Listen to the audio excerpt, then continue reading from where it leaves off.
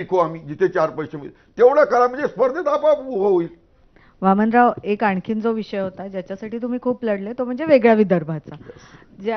ज्या काळी मोठ्या प्रमाणात आंदोलनं व्हायचे, समाजात सुद्धा लोकांमध्ये या विषयाची चर्चा व्हायची, असं चित्र होतं.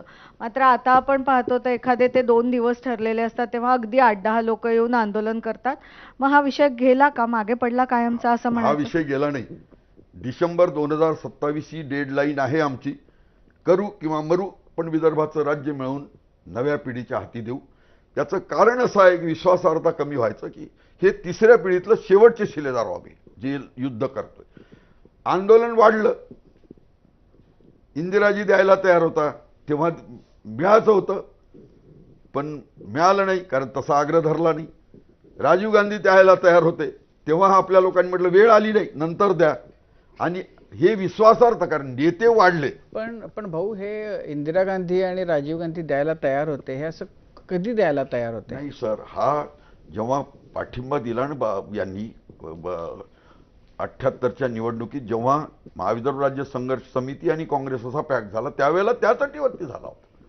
आणि त्यावेळेला ते त्यांच्याबरोबर राहिले, त्यांचे 16 आमदार आले, 3 मंत्री झाले, पण त्यावेळेला ते कमिटमेंट करून घेतली नाही. राजीव गांधी जेव्हा हे उपोषणाला बसले, साठे आणि NKP साळवे, तेव्हा ते म्हणाले आता आम्ही द्यायला, तर ते म्हणे आता देऊ नका, योग्य वेळी द्या. असं झालं ना सर. आणि 10 साली जेव्हा आम्ही आमगाव ते खामगाव आलो तेव्हा सगळे नेते आमच्याबरोबर होते.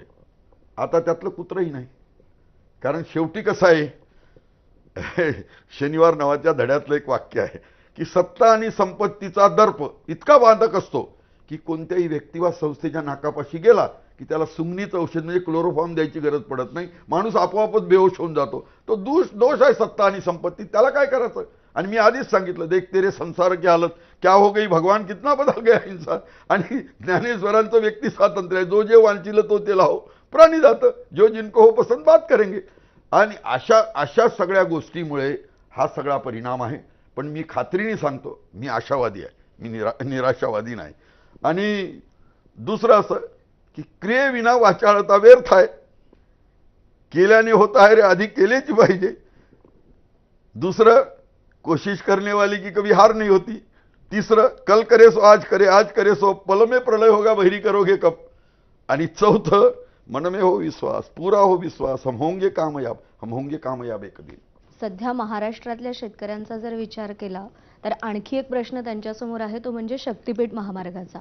अनेक शेतकऱ्यांचा त्याला विरोध आहे आणि याच शक्तीपीठ महामार्गावर